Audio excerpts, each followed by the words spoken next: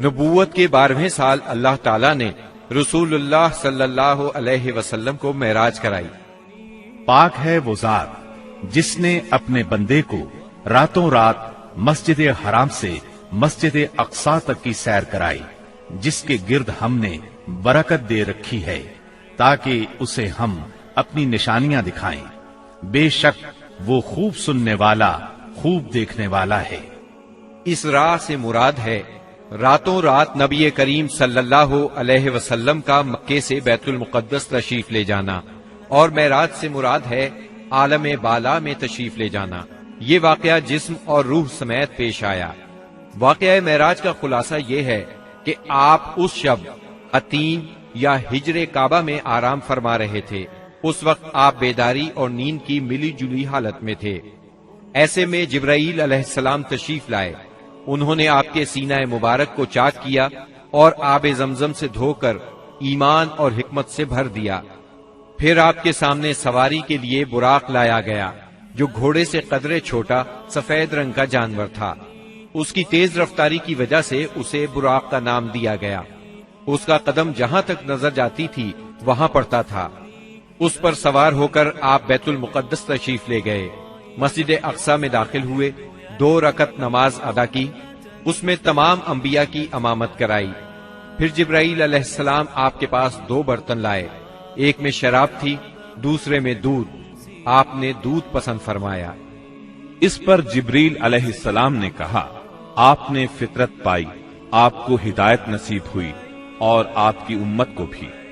اگر آپ شراب کو پسند فرماتے تو آپ کی امت گمراہ ہو جاتی۔ اس کے بعد آپ کو بیت المقدس سے آسمان دنیا تک لے جایا گیا۔ جبریل علیہ السلام نے دروازہ کھلوایا، آپ کے لیے دروازہ کھولا گیا۔ آپ نے وہاں انسانوں کے باپ سیدنا آدم علیہ السلام کو دیکھا اور انہیں سلام کیا۔ انہوں نے آپ کے سلام کے جواب میں فرمایا مرحبا۔ انہوں نے آپ کی نبوت کا اقرار بھی کیا۔ ان کے دائیں طرف ایک گروہ تھا، جب اس گروہ کی طرف دیکھتے تو مسکراتے۔ یہ سعادت مندوں کی روحیں تھیں۔ ان کے بائیں طرف بھی ایک گروہ تھا، جب انہیں دیکھتے تو روتے۔ یہ بدبختوں کی روحیں تھیں۔ پھر آپ صلی اللہ علیہ وسلم کو دوسرے آسمان پر لے جایا گیا۔ جبرائیل علیہ السلام نے دروازہ کھلوایا، آپ کے لیے دروازہ کھولا گیا۔ آپ نے اس میں 2 خالازاد بھائیوں یعنی سیدنا عیسیٰ ابن مریم علیہ السلام اور سیدنا یحییٰ علیہ السلام کو دیکھا اور انہیں سلام کیا۔ انہوں نے جواب دیا مرحبا اور آپ کی نبوت کا اقرار کیا۔ پھر تیسرے آسمان پر لے جایا گیا۔ وہاں آپ نے سیدنا یوسف علیہ السلام کو دیکھا۔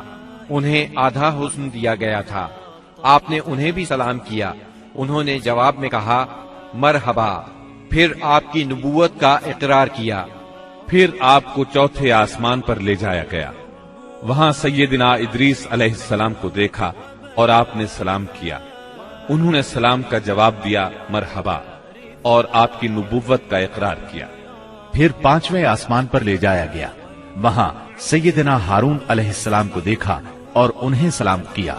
انہوں نے سلام کا جواب دیا مرحبا اور آپ کی نبوت کا اقرار کیا۔ پھر آپ کو 6 آسمان پر لے جایا گیا۔ وہاں سیدنا موسیٰ بن عمران علیہ السلام سے ملاقات ہوئی۔ آپ نے انہیں سلام کیا۔ انہوں نے جواب میں کہا مرحبا اور آپ کی نبوت کا اقرار کیا۔ اس کے بعد آپ کو 7ویں آسمان پر لے جایا گیا۔ وہاں آپ کی ملاقات ابراہیم علیہ السلام سے ہوئی۔ آپ نے انہیں سلام کیا۔ جواب میں انہوں نے کہا مرحبا اور آپ کی نبوت کا اقرار کیا۔ وہ اپنی پشت بیت معمور سے لگائے ہوئے تھے، جس میں روزانہ 70,000 فرشتے داخل ہوتے ہیں، اور وہاں ان کے پلٹنے کی باری نہیں آتی۔ پھر آپ کو سدرۃ المنتہا تک لے جایا گیا۔ اس کے پتے ہاتھی کے کان جیسے اور پھل بڑے کونڈوں یا ٹھیلوں جیسے تھے۔ پھر اس پر سونے کے پتنگے چھا گئے، اور اللہ کے حکم سے جو کچھ چھانا تھا چھا گیا۔ اس سے وہ سدرہ یعنی بیری کا درخت تبدیل ہو کر اتنا خوبصورت ہو گیا کہ اللہ کی کوئی مخلوق اس کا حسن بیان کرنے کی تاب نہیں رکھتی۔ پھر آپ کو جبار جل جلالہ کے حضور لے جایا گیا، اور آپ باری تعالیٰ کے اتنے قریب ہو گئے کہ 2 کمانوں کے برابر یا اس سے بھی کم فاصلہ رہ گیا۔ उस वक्त अल्लाह ने आप पर और आपकी उम्मत पर दिन रात में 5 नमाजें फर्ज फरमाई। इसमें शक नहीं कि नमाज ऐलान नबूवत के साथ ही फर्ज हो गई थी, मगर उस वक्त सिर्फ फज्र और असर की 2 नमाजें फर्ज हुई थी। चुनाचे आप भी 2 नमाजें अदा फरमाते रहे और मुसलमान होने वालों को भी 2 नमाजों ही की तालीम देते रहे, यहाँ तक कि इस मौके पर 5 नमाजें फर्ज हुई। अकीदा तौहीद के बाद नमाज ही इस्लाम का वो पहला अजीम रुकन है जो मुसलमानों पर सबसे पहले फर्ज होता है और सबसे आखिर तक फर्ज रहता है। नमाज की फर्जियत सेहत और बीमारी, खुशी और गमी, सफर और हज्र और खौफ और खतर गरज किसी भी हालत में मुसलमान से साकित नहीं होती। मौसम, जगह की तब्दीली और कोई बीमारी ऐसी नहीं जिसमें मुसलमान को नमाज की मुआफी हो। नबी अकरम सल्लल्लाहु अलैहि वसल्लम ने फरमाया, नमाज मेरी आंखों की ठंडक और दिल का सुरूर है। फिर इसी रात नबी सल्लल्लाहु अलैहि वसल्लम मक्का मुकर्रमा वापस तशरीफ ले आए। सुबह हुई और आपने अपनी कौम को इन बड़ी बड़ी निशानियों की खबर दी जो अल्लाह जल्ला शानुहु ने आपको दिखलाई थी। तो कौम के झुटलाने और तकालीफ पहुंचाने में और ज्यादा शिद्दत आ गई। किसी ने तालियां बजाकर आपका मजाक उड़ाया तो किसी ने हैरत और इनकार के अंदाज में अपने सर पर हाथ रख लिया। कुछ लोग अबू बकर सिद्दीक रजी अल्लाह अन्हु के पास गए और तंजिया अंदाज में बोले, कुछ सुना तुम्हारे दोस्त मोहम्मद क्या कह रहे हैं? सैयदना अबू बकर सिद्दीक रजी अल्लाह अन्हु ने पूछा, उन्होंने क्या कहा है? जवाब में उन्होंने वो सब कुछ दोहरा दिया जो आपने बयान फरमाया था। इस पर सैयदना सिद्दीक अकबर रजी अल्लाह अन्हु ने फरमाया, अगर ये बातें आपने फरमाई हैं तो बिल्कुल सच फरमाई हैं। लोगों ने कहा, गोया आप उनकी तस्दीक करते हैं। जवाब में सिद्दीक अकबर रजी अल्लाह अन्हु ने अजीब बात फरमाई। कहने लगे, मैं तो इससे भी दूर की बात पर आपकी तस्दीक करता हूँ। आसमान से सुबह शाम जो खबरें आती हैं मैं उनमें भी आपको सच्चा जानता हूँ। उनके इसी जवाब पर उनका लक़ब सिद्दीक मशहूर हुआ। उधर कुफ्फार ने आपका इम्तिहान लेने का प्रोग्राम बनाया। पूछा, आप बैतुल मक़दिस के बारे में तफसील से बताएं। आपने इससे कब्ल बैतुल मक़दिस कभी नहीं देखा था, न मेराज के वक्त आपने उसकी तफसील जहन में बिठाई थी, लेकिन अल्लाह ने आपके लिए उसको रोशन कर दिया और आप उसकी निशानियां बताते चले गए। आपने एक एक दरवाजे और एक एक जगह की तफसील बयान फरमा दी और वो आपकी कोई बात झुटला न सके, इसलिए कि उन्होंने तो बारहा बैतुल मक़दिस देखा था। वो सिर्फ इतना कह सके। जहां तक निशानियों का ताल्लुक है वो आपने दुरुस्त बताई है। फिर उन्होंने एक काफिले के बारे में सवाल किया। वो काफिला मुल्क शाम से मक्का मुअज़्ज़मा की तरफ आ रहा था।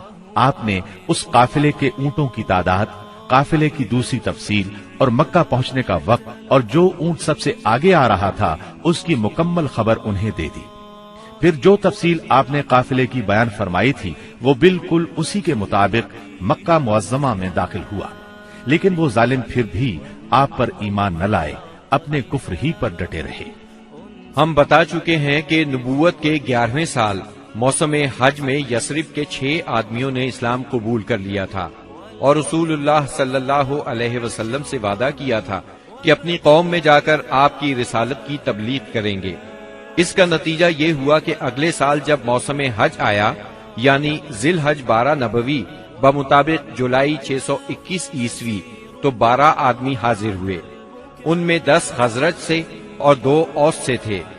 खजरज के 10 में से जाबिर बिन अब्दुल्ला बिन रियाब को छोड़कर बाकी 5 तो वही थे जो पिछले साल आ चुके थे, जबकि नए 5 ये थे: मुआज बिन हारिस यानी मुआज बिन अफरा, जकवान बिन अब्दुल कैस, उबादा बिन सामित, यजीद बिन सालबा, अब्बास बिन उबादा बिन नजला और औस के 2 आदमी अबुल हैसम बिन अत्तय्यहान और उवैम बिन साइदा थे।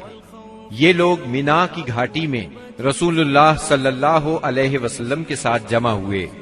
अक़बा की इस बैत की तफसील सही बुखारी में सैयदना उबादा बिन सामित रजी अल्लाह अन्हो से मरवी है।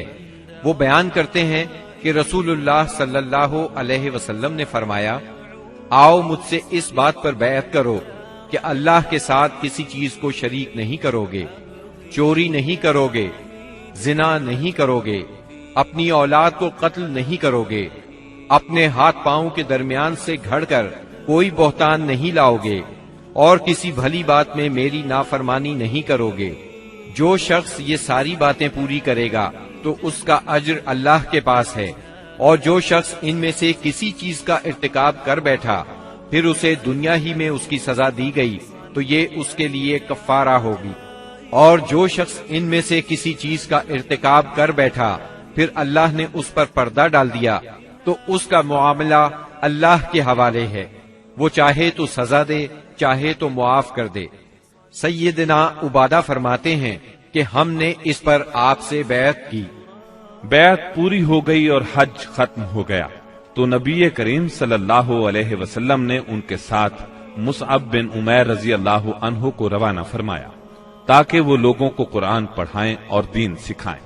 سیدنا مصعب بن عمیر رضی اللہ عنہ نے ابو امامہ اسعد بن زرارہ رضی اللہ عنہ کے گھر قیام فرمایا، پھر دونوں اسلام کی تبلیغ کے لیے سرگرم ہو گئے۔ اس کے بعد اگلے سال موسم حج سے پہلے مصعب بن عمیر رضی اللہ عنہ بہت سی کامیابیوں کی بشارتیں لیے مکہ معظمہ واپس آ گئے۔